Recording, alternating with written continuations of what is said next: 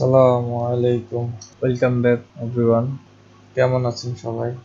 File open করার পরে এখন আমরা ফটোশপের ইন্টারফেসের সাথে পরিচিত হব।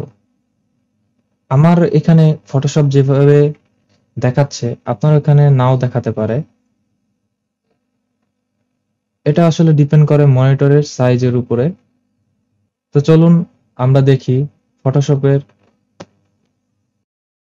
এখানে উপরে আছে সব মেনু আইটেম গ্রুপ করা, বিভিন্ন অপশন এখানে গ্রুপ করে দেওয়া আছে।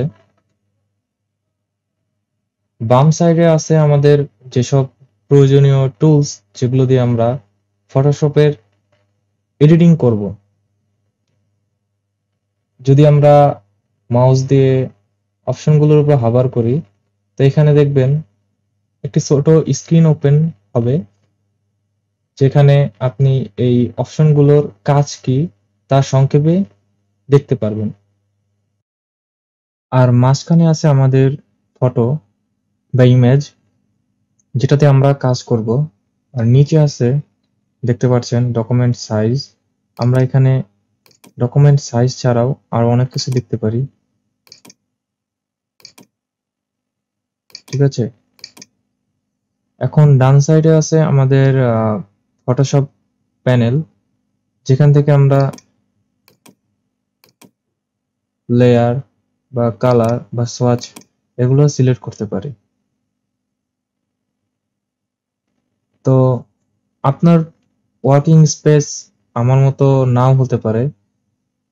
আপনার ওয়ার্কিং স্পেস যদি অন্যরকম হয়ে থাকে, তো এটা ঠিক করার জন্য প্যানেল ভিউ থেকে এসেনশিয়াল ক্লিক করুন, অথবা যদি অন্যভাবে হয়ে থাকে তাহলে রিসেট করুন।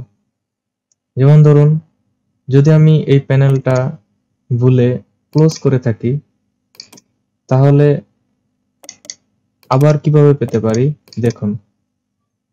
ওয়ার্কিং স্পেস থেকে রিসেট এসেনশিয়ালস যদি ক্লিক করি, আবার আমার ওয়ার্কিং স্পেস আগের মতো হয়ে যাবে।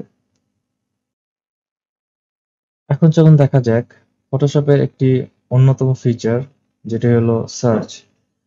ধরুন আমাদের এমন কোনো টুলস অথবা এমন কোনো মেনু আইটেম যেটা আমরা খুঁজে পাচ্ছি না, তো আমরা সেটা সহজে খুঁজে পেতে পারি সার্চের মাধ্যমে। এখান থেকে সার্চ করতে পারেন, যেমন ধরুন টাইপ। টাইপ রিলেটেড যত ধরনের প্যানেল আছে অথবা অপশন আছে বা মেনু আইটেম আছে, সবগুলো এখানে পেয়ে যাবেন।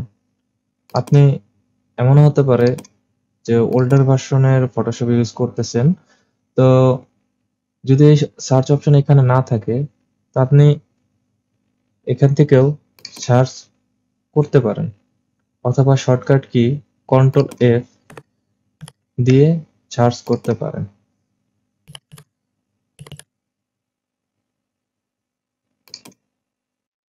এখন চলুন দেখা যাক কিভাবে ফটোশপের থিম চেঞ্জ করা যায়। থিম চেঞ্জ করতে এডিট, প্রেফারেন্স এন্ড ইন্টারফেসে যেতে হবে। এখান থেকে আমরা